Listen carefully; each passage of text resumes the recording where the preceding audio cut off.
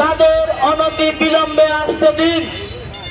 যদি তাদের আসতে না দেন, আমরা এর পরবর্তীতে ঝালকাঠিতে এমন সমাবেশ করব, সারা ঝালকাঠি অচল হয়ে যাবে।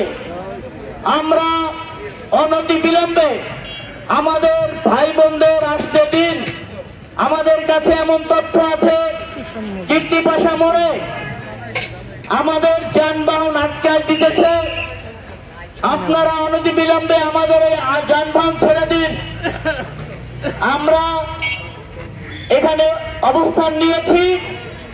আমরা অবস্থানের মাধ্যমে জানিয়ে দিতে চাই যে আমাদের যে প্রভুকে গ্রেপ্তার করা হয়েছে, প্রভুর কোনো অন্যায় নাই। আমাদের দাবি ৮ দফা সনাতনীদের দাবি। আজকে যে আমরা এখানে উপস্থিত হয়েছি, আমরা স্বতঃস্ফূর্তভাবে এখানে সবাই উপস্থিত হয়েছি।